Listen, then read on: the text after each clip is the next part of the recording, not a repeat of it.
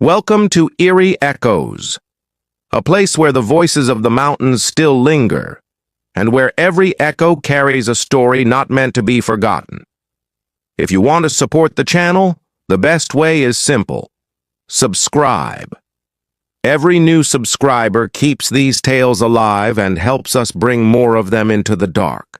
Tonight, we're heading deep into the Appalachians, down a path that has taken more than it's given back.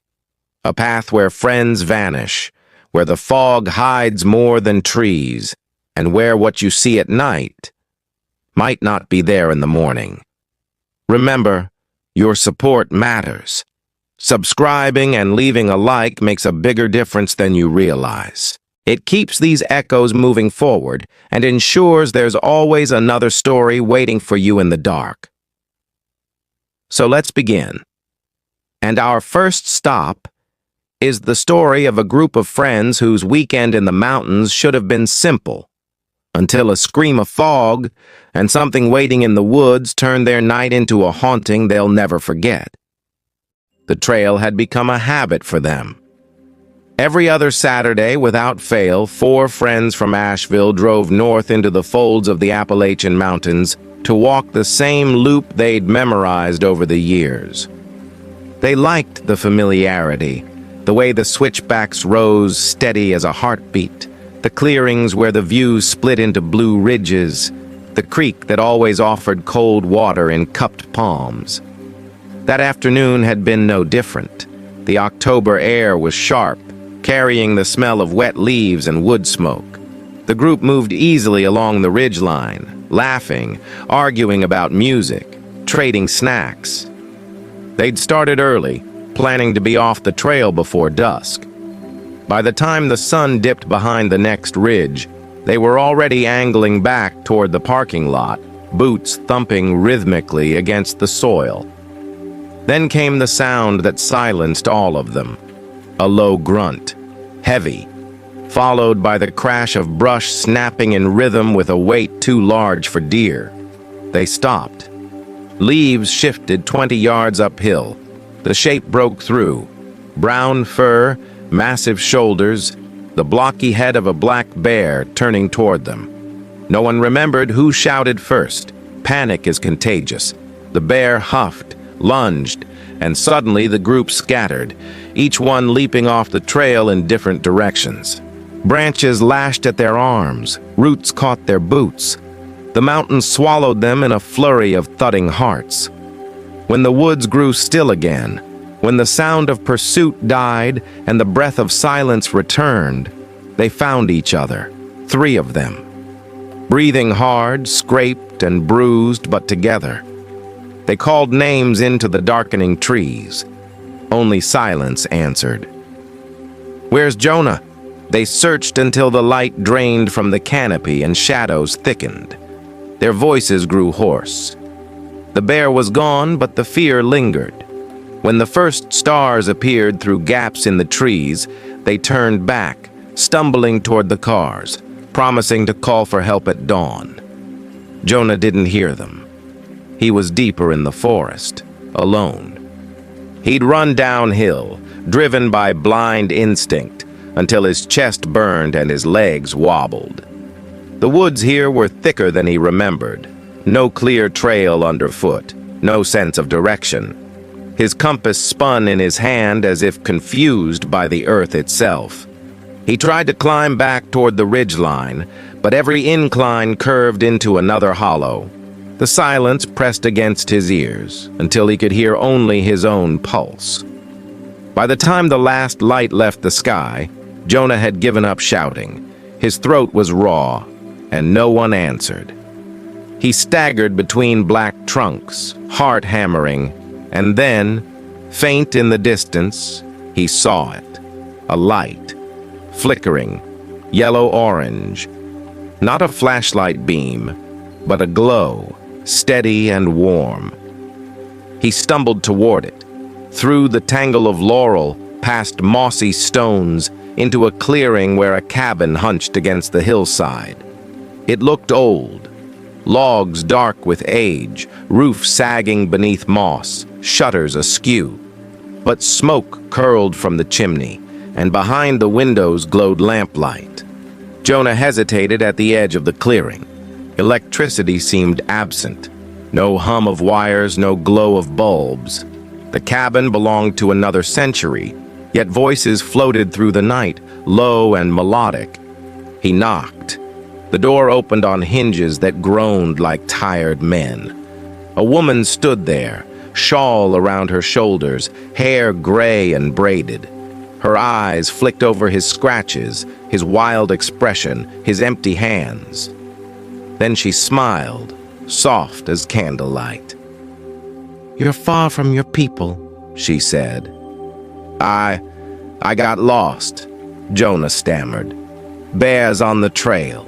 My friends, come in before the dark takes you." Inside, the cabin was warmer than he expected. A stone hearth held a fire that filled the room with the smell of hickory. Shadows danced along walls lined with shelves of jars and bundles of herbs. A man sat at the table, face creased like old bark, sharpening a knife against a whetstone. He looked up, nodded once, and gestured toward a chair. Jonah sat.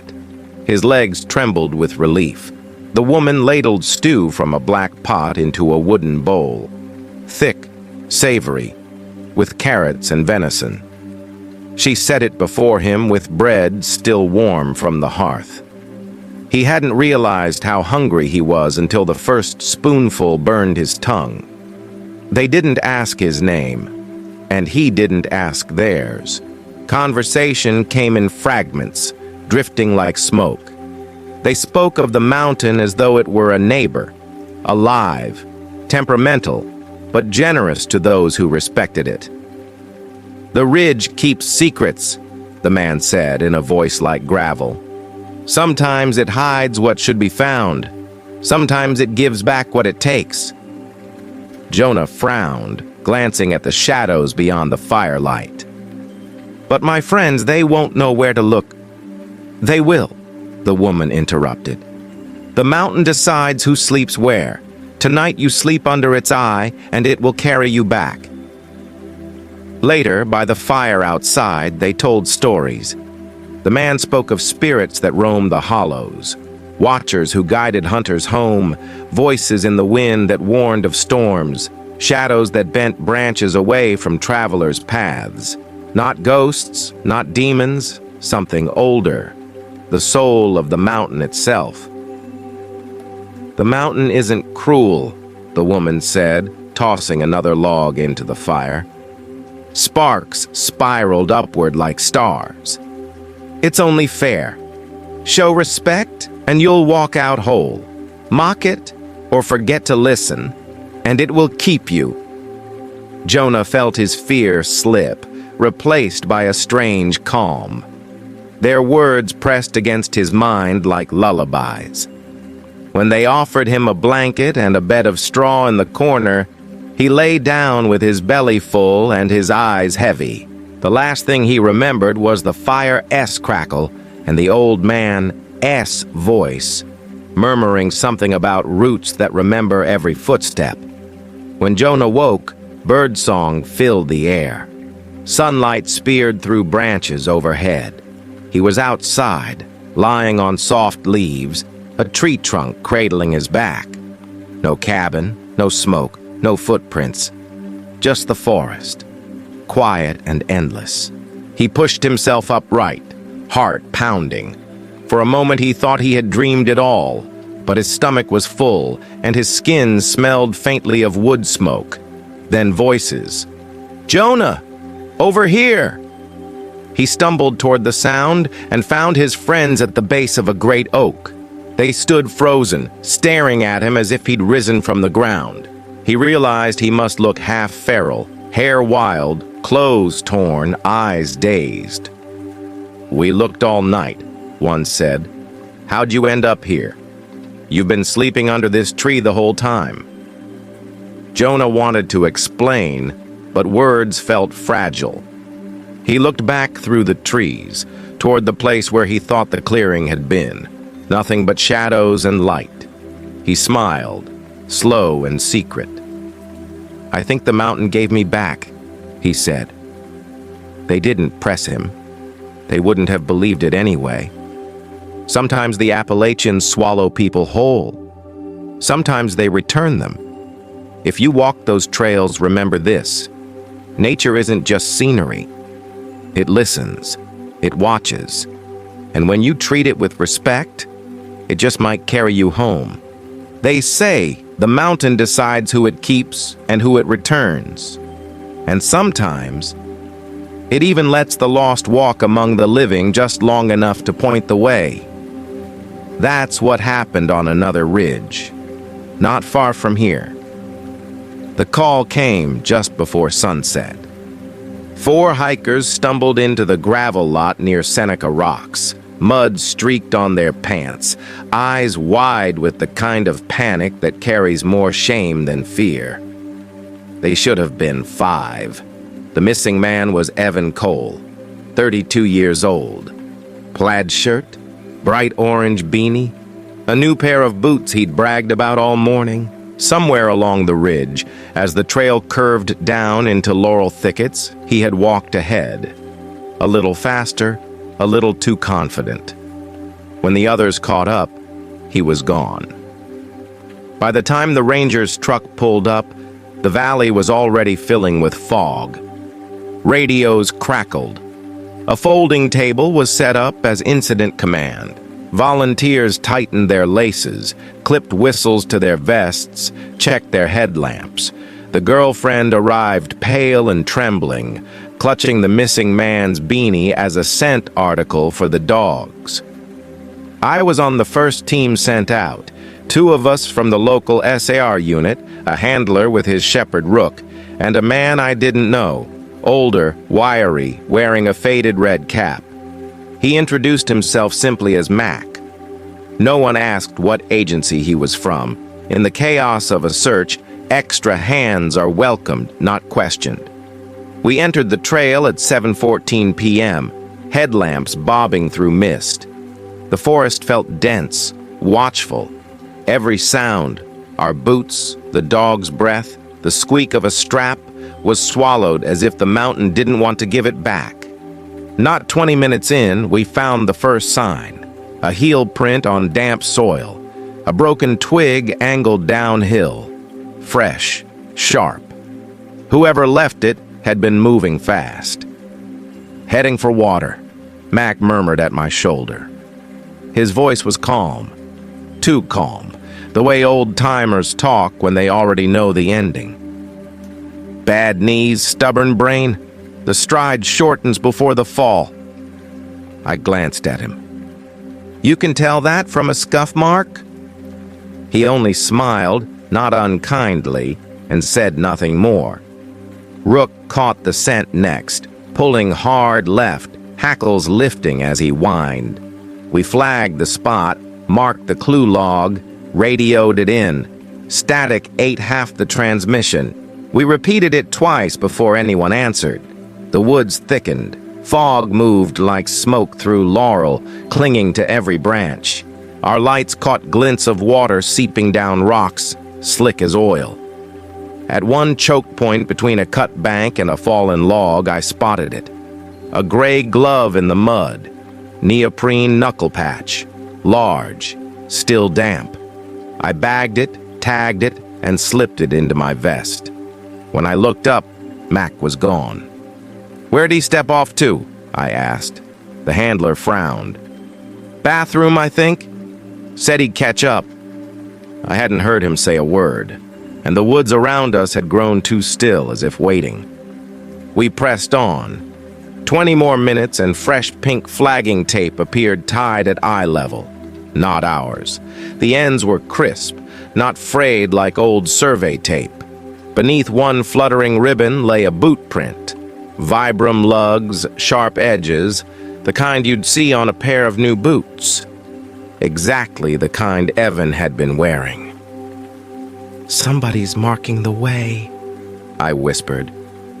"Or luring us in," the handler muttered, eyes fixed on Rook, who strained forward as though he already knew the truth. At the next birch, Another flag. At the next, a candy wrapper folded twice and tucked neatly in bark, not dropped, but placed. And then, through the hemlock shadows, 30 yards ahead, Mac. Red cap bright, hand lifted, pointing with 2 fingers. "Down this way," he called, voice steady, almost kind. "Skirt left of the tangle. There's a shelf. You'll find him near the water's voice." I froze. The handler's face had gone pale in his headlamp's glow. I turned to say something, but when I looked back, the trees were empty. No man, no cap, just fog. We followed anyway. Rook led us down the slope, past the blowdowns, until the air smelled of wet stone and moss. And there, crumpled at the base of a rock shelf, lay Evan. His body was twisted on its side, one arm pinned, legs tangled in roots. The orange beanie his girlfriend had given us for scent was jammed deep in his pocket. One bootlace had snapped. His face was too calm, as though death had frozen an expression halfway between fear and rest. His watch still ticked, the second hand turning polite circles no one would ever need again. I touched his shoulder. Cold. Too cold.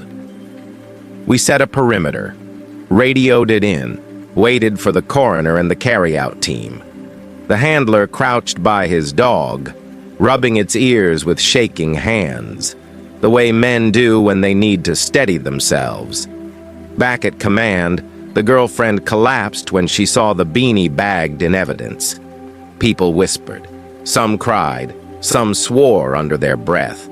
I pulled the gray glove from my pocket, only it wasn't there. "I logged that already," the incident commander said, frowning. He tapped the clipboard. "Another team turned in a gray glove, neoprene patch 40 minutes ago, different sector." My mouth went dry. I had just bagged it. I remembered the mud streaks, the smell of damp fabric. Now it was gone. "Who's Mac?" I asked, louder than I meant. Blank looks. The VFD kids shook their heads. The dog handler stared at me. "No Mac signed in tonight," the commander said slowly. I wanted to argue, but my throat locked. Then I saw it, hanging from the corner of the pop-up canopy. A red cap, brim sweat-stained, wet with fog. "Whose hat is that?" I asked. But when I turned back, it wasn't there. The coroner's report put Evan's death before we ever entered the woods. Hypothermia. A fall. He'd died hours earlier, long before Mac walked with us, long before he pointed the way. They say the Appalachians keep their secrets. Sometimes they take. Sometimes, for reasons no one can explain, they lend the dead back, just long enough to lead the living to the truth. So if you ever find yourself on a foggy ridge and a stranger in a red cap offers to guide you, follow carefully, because not all who search are alive. And that's how the mountain blurs the line between the living and the gone. But on another night, not far from there, something else happened. Something that reminds us the mountain's spirit doesn't only guide. Sometimes it decides who deserves to return at all. The old mining towns of Appalachia don't disappear. They just sink back into the hills. You see it when you hike too far off the marked trails, rusted rails swallowed by moss, foundations cracked under saplings, slag piles like scars that never healed. Most people pass by without stopping, but some places don't let you just pass by. They call to you. It was late spring when Daniel Briggs heard it. He and his cousin Michael had driven out of Harlan County to fish a stream they heard was still good for trout. They took a dirt road that switchbacked endlessly up a hollow where the trees pressed close enough to scrape the truck AS mirrors. When the road finally gave out, they parked and walked the last half mile along a washed-out grade. That's when Daniel noticed the hole. It wasn't marked on the map, but you didn't need a map to recognize it. The yawning mouth of an old coal shaft, framed by weathered timbers, sagging like rotten teeth.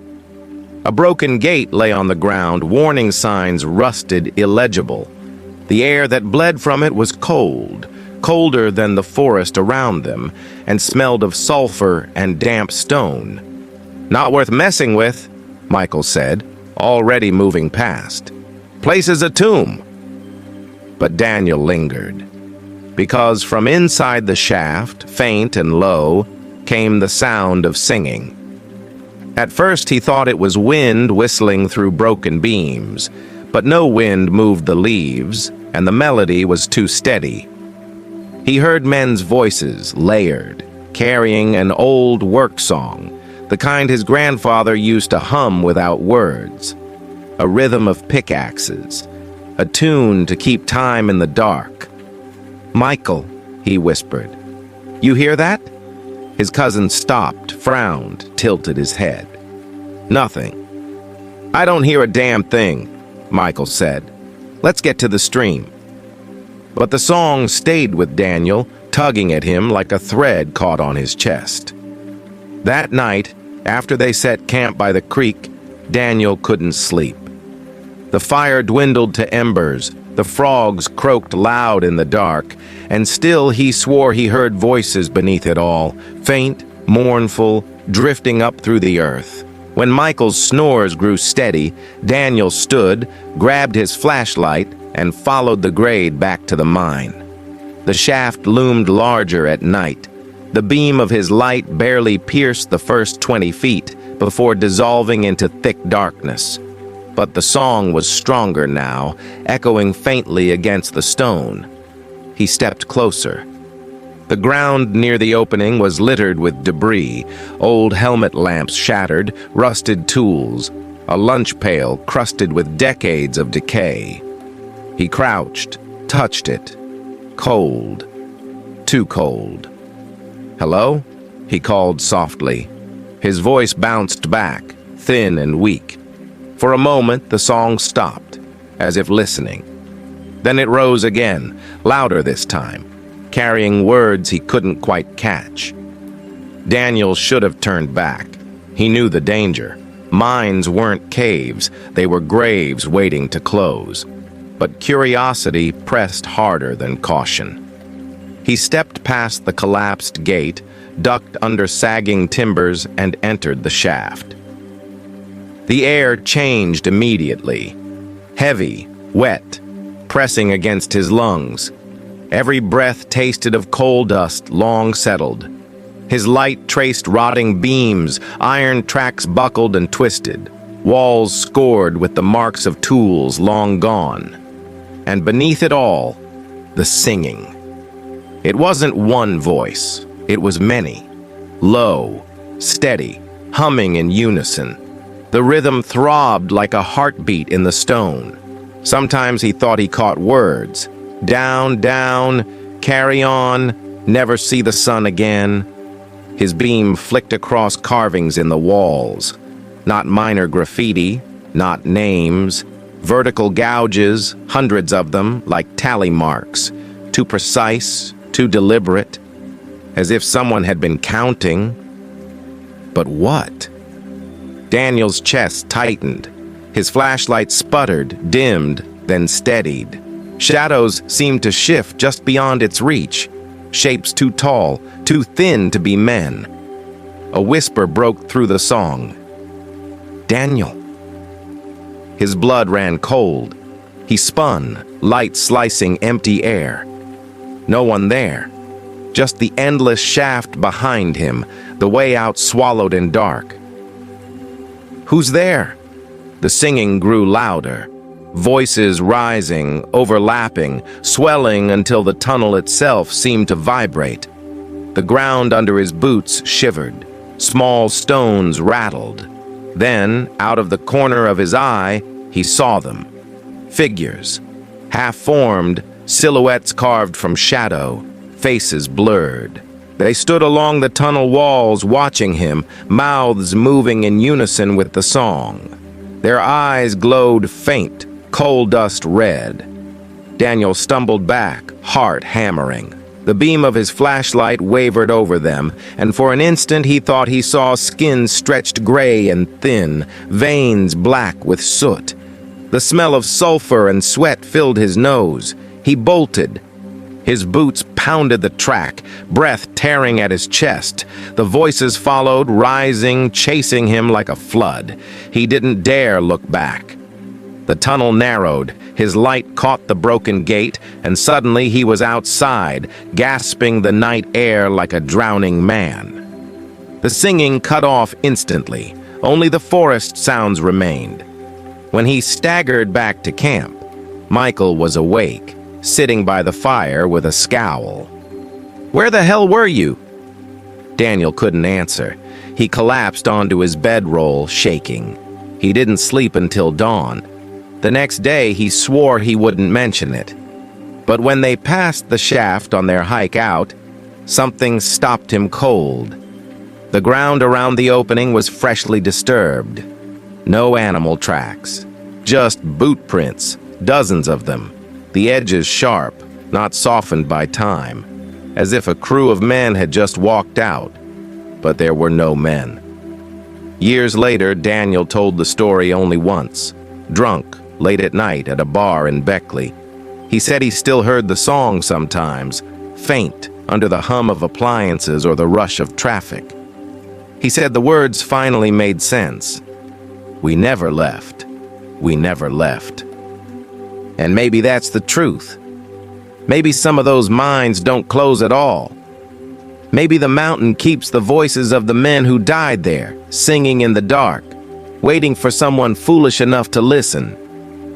So if you ever find yourself on a forgotten grade in the Appalachians and you hear music rising from a black hole in the ground, don't follow it. Because once you step inside, the mountain decides if you'll ever walk out again. And that was just one hollow.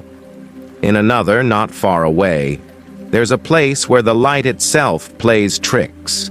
A lantern glowing where no living man walks, guiding travelers deeper into the dark. They'd come up the mountain to celebrate the end of finals. 6 friends, 3 guys, 3 girls, the kind of group that believed nothing truly bad could happen as long as they were together. The drive from campus had been filled with music and jokes. By the time they pitched their tents, laughter hung in the air like smoke. The ridge was beautiful at sunset. They roasted food over the fire, passed bottles, told stories that started funny and grew darker as the woods creaked around them. The forest seemed endless, but in the safety of firelight, it was easy to pretend nothing beyond their circle mattered. Then Hannah excused herself to step into the trees.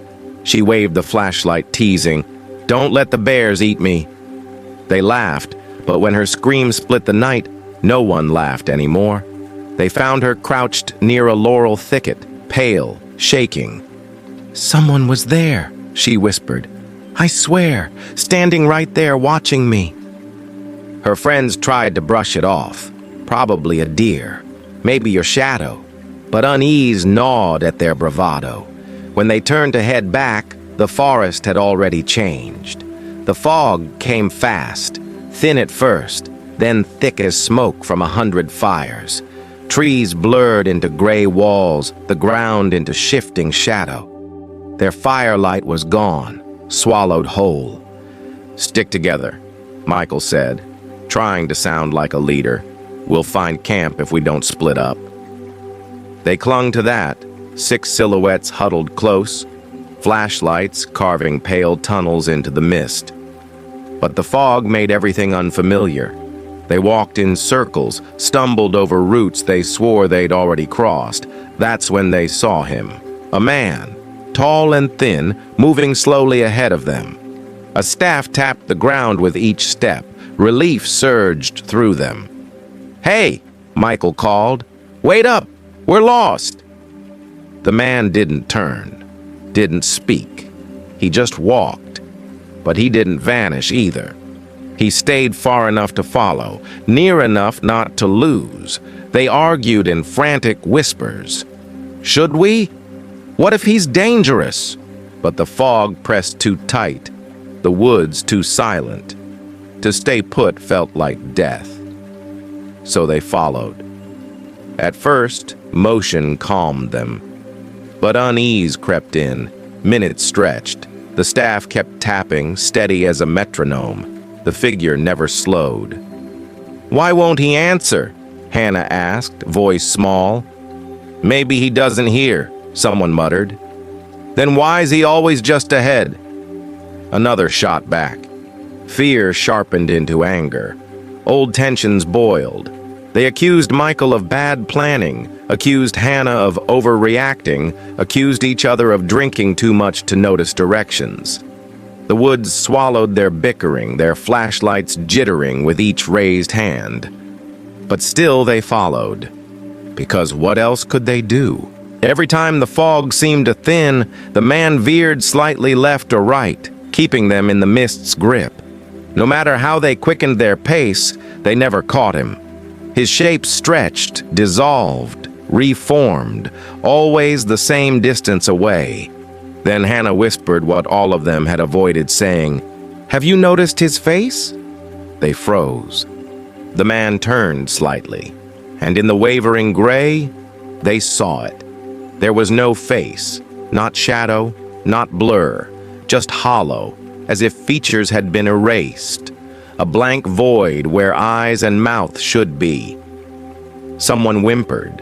Another swore under his breath. But none of them ran, because there was nowhere to run. The fog had closed every exit. The only direction was forward, behind the faceless man. They trudged on, legs burning, throats raw. The forest grew colder, the air damp against their skin. The sound of their boots merged with the steady tap, tap, tap of the staff. Every so often, one of them thought they heard something else. Whispers curling through the fog, faint laughter behind them, the snap of branches just out of sight. Each time they spun, lights trembling, the mist gave nothing back. Time unraveled. An hour, two, maybe more. They couldn't tell. Until suddenly a glow broke ahead. Not the pale blur of fog, but real, warm firelight. Their campsite. They stumbled into the clearing with sobs of relief.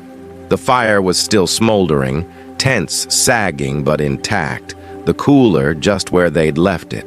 The fog peeled back like a curtain, revealing the world they thought they'd lost. They turned to call out, to thank him, to demand answers, anything. But the man with the staff was gone.